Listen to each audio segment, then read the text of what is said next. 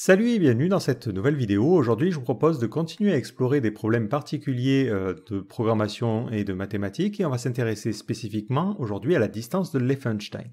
Donc la distance de Lefenstein, c'est une valeur qui va permettre de définir le nombre de modifications qu'il va falloir faire pour passer d'un mot à un autre. Sachant que le nombre de ces modifications est limité, on peut soit ajouter une lettre, modifier une lettre ou supprimer une lettre.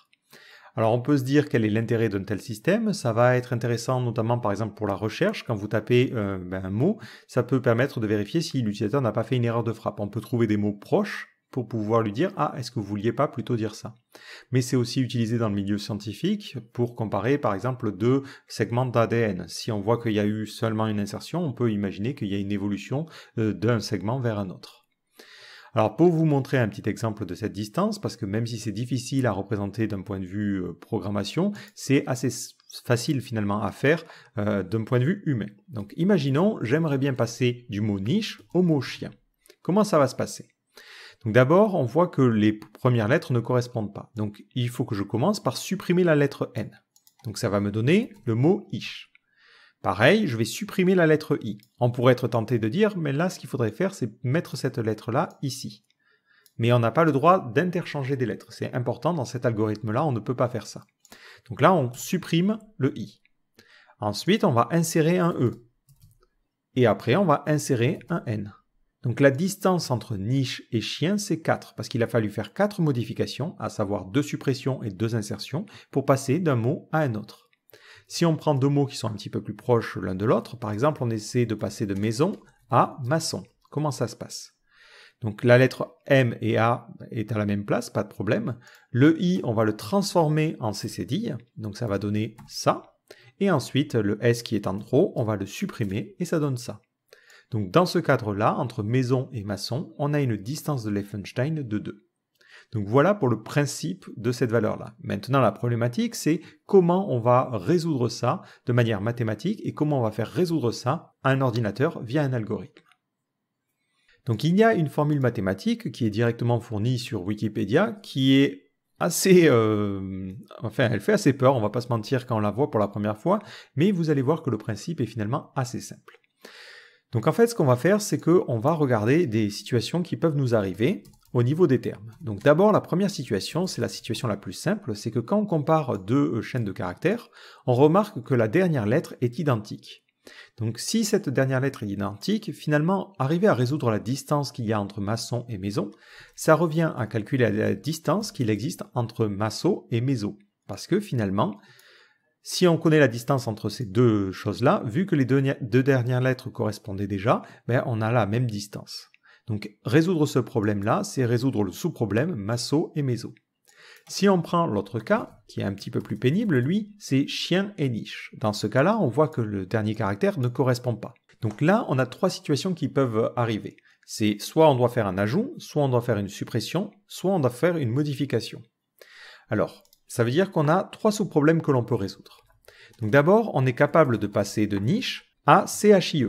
Si on est capable de résoudre ce problème-là, c'est de calculer cette distance, pour passer de niche à chien, il suffit de connaître la distance de ce mot vers ce mot et de rajouter un n. Donc globalement, c'est cette distance-là plus 1. Et c'est un ajout. Si on est capable de résoudre le problème, c'est-à-dire de passer de niche sans le e à chien, dans ce cas-là, on est déjà capable d'arriver jusqu'à chien et il faut faire une suppression. C'est-à-dire qu'on a un caractère en trop, le E est en trop, donc on aura une suppression. Donc la distance de Lefenstein entre niche et chien, c'est la distance de Lefenstein entre niche sans le E et chien, plus 1. Et enfin, on a le dernier cas, on sait passer de niche à CHIE, donc une lettre en moins pour les deux. Dans ce cas-là, on a comme opération une modification. C'est-à-dire qu'on va transformer le E en N. Donc la distance entre niche et chien, c'est la distance entre niche et chi, sans le N et sans le E. Et on rajoute 1 parce qu'on fait une modification après coup. Donc finalement, après, pour choisir laquelle de ces opérations on va choisir, on va prendre tout simplement le minimum. C'est-à-dire que si on calcule cette distance-là et cette distance-là, on prendra la plus petite des trois comme base.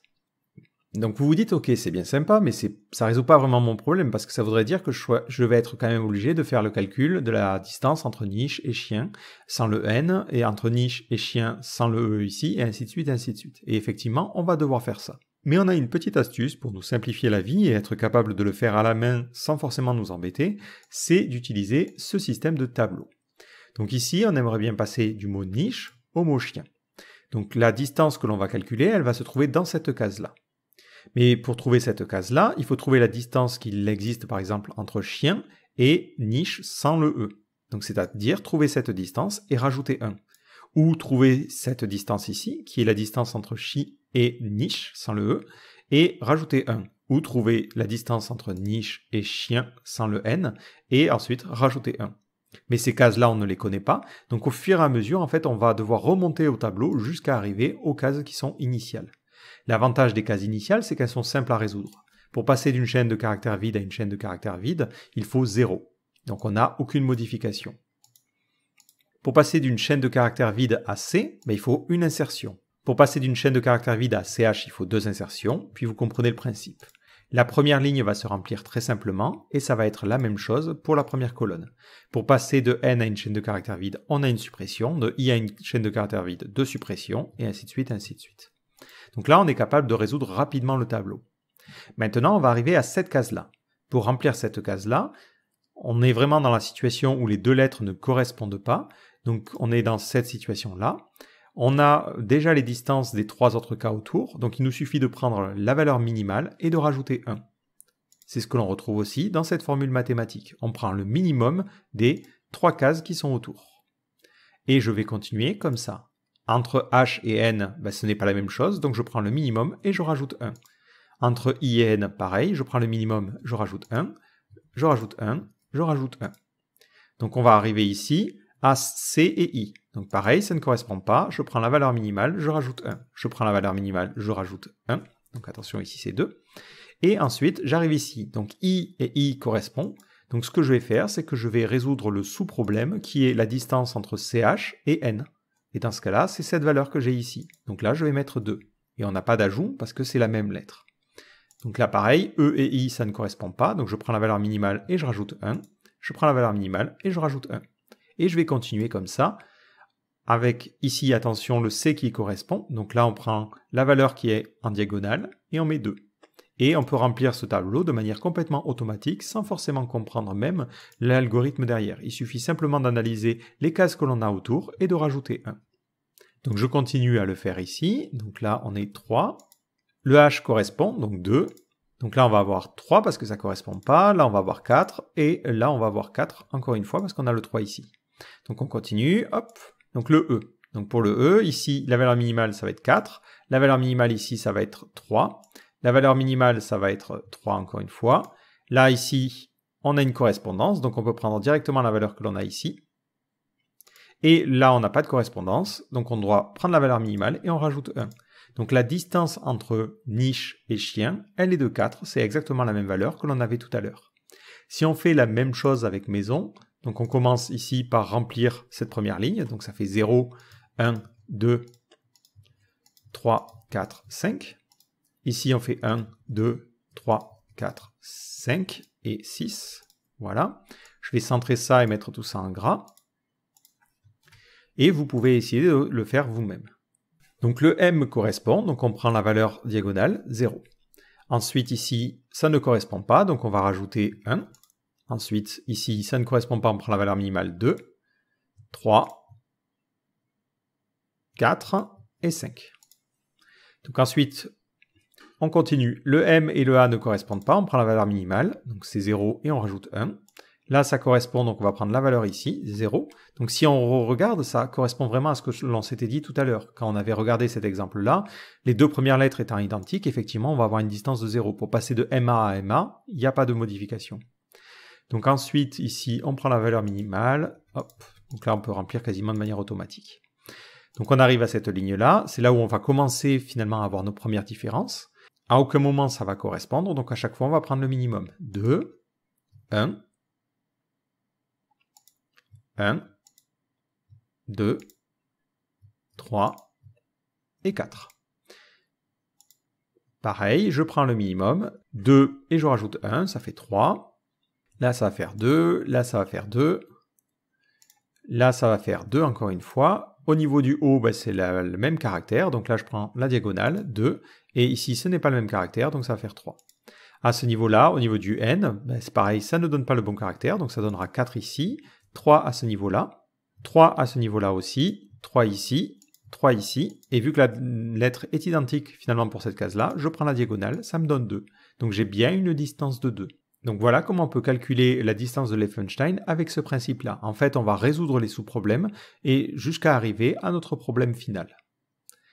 Donc là, on a été capable de le faire avec ce système de tableau de manière visuelle. Donc techniquement, on pourrait nous balancer n'importe quel problème et on serait capable de le résoudre, mais on va écrire un algorithme pour le faire.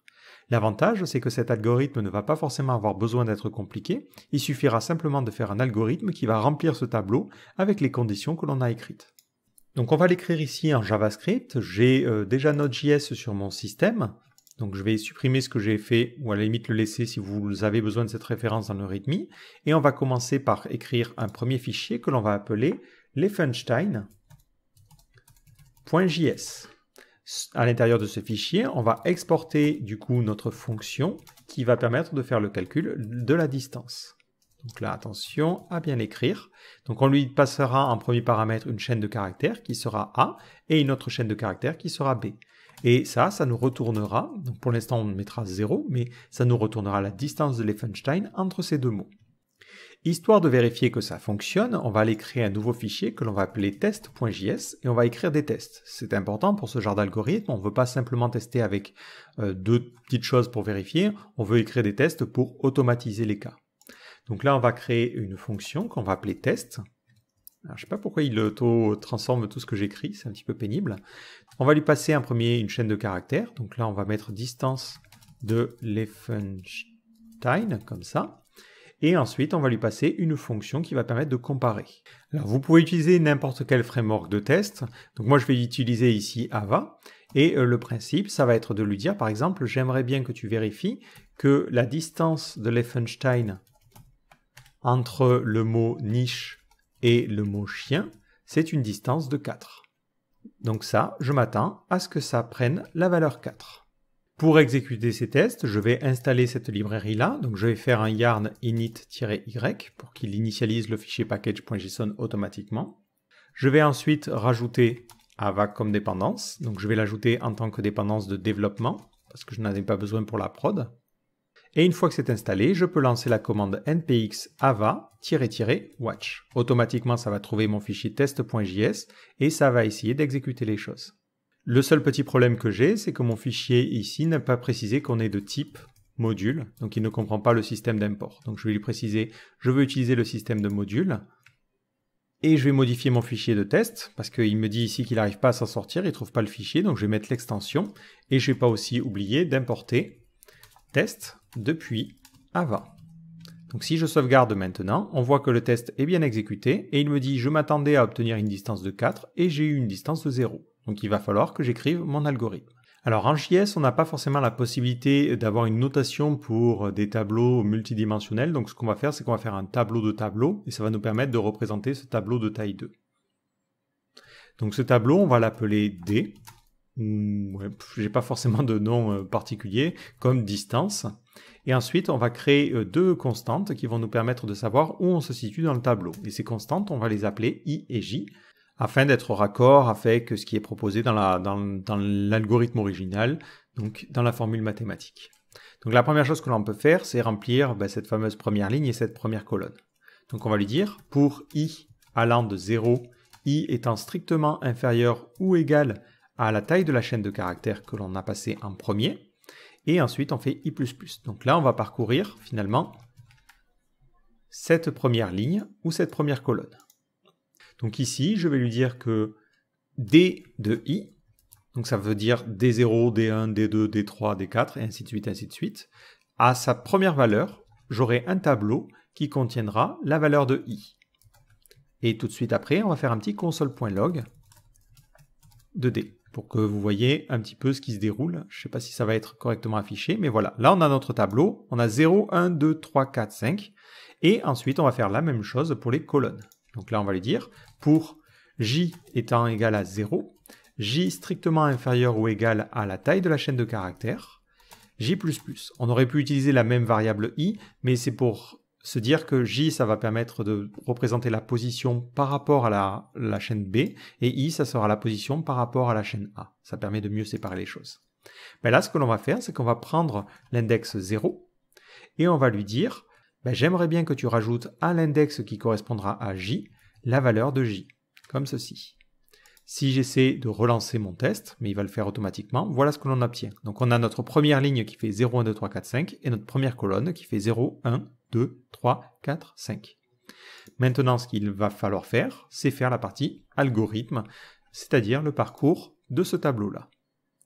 Donc on va lui dire, pour i allant de 1 à la taille de la chaîne de caractères, donc inférieur ou égal à a.length, et ensuite i++. Donc là, je commence à 1 parce qu'on avait commencé, si vous vous souvenez, à cette case-là, qui était vraiment la case 1.